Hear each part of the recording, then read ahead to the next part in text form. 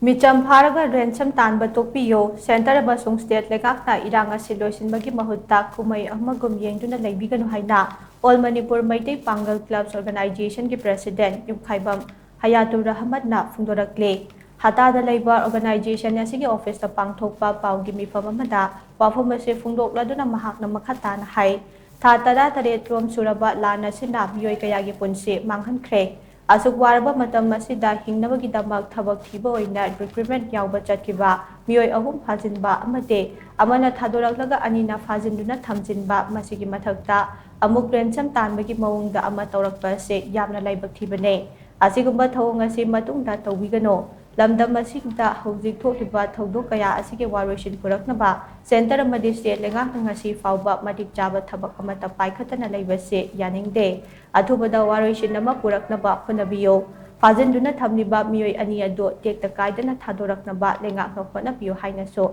mahakna makhata na phongdokhi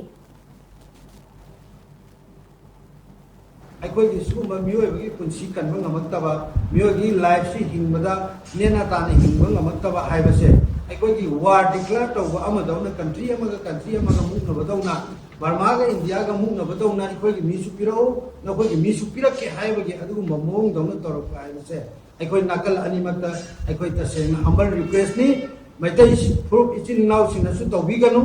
ꯁꯤꯒꯨꯝꯕ ꯊꯧꯗꯣꯛ ꯑꯁꯤ ꯀꯨꯀꯤ ꯏꯆꯤꯜ ꯏꯅꯥꯎꯁꯤꯡꯅꯁꯨ ꯇꯧꯕꯤꯒꯅꯨ ꯑꯗꯨ ꯅꯠꯇꯕ ꯇꯥꯔꯗꯤ ꯃꯐꯝꯁꯤꯗ ꯂꯩꯔꯤꯕ ꯃꯩꯇꯩ ꯑꯃꯗꯤ ꯀꯨꯀꯤ ꯅꯠꯇꯕꯁꯤꯡꯁꯦ ꯃꯈꯣꯏꯁꯤꯡꯁꯤꯁꯨ ꯖꯥꯇꯤ ꯈꯨꯗꯤꯡꯃꯛꯁꯤ ꯈꯝꯊꯦꯡꯅ ꯋꯥꯔꯕꯅꯤ ꯅꯥꯀꯜ ꯑꯅꯤꯃꯛꯇ ꯑꯋꯥꯕꯒꯤ ꯆꯩꯊꯦꯡ ꯅꯪꯂꯕ ꯃꯅꯤꯄꯨꯔ ꯃꯤꯌꯥꯝ ꯉꯥꯛꯇꯅꯤ ꯑꯗꯨꯅ ꯃꯔꯝ ꯑꯣꯏꯔꯀꯥꯟꯗ ꯂꯩꯃꯤꯟꯅꯔꯤꯕ ꯌꯦꯜꯍꯧꯉꯩꯗꯒꯤ ꯏꯄꯥ ꯏꯄꯨꯁꯤꯡꯅ ꯏꯈꯦꯡꯇꯅ ꯉꯥꯛꯑꯒ ꯊꯝꯕꯤꯔꯝꯕ ꯃꯅꯤꯄꯨꯔꯗꯣ ꯑꯩꯈꯣꯏ ꯇꯨꯡ ꯀꯣꯏꯅ ꯉꯥꯛꯃꯤꯟꯅꯗꯨꯅ tung koina sandi ki lambi ama thiminaduna aikoi punna hingminnabagi wakhalonduda aikoi sagatminnaba haibasi all Manipur Meitei Pangal Club Organization ampa ko hi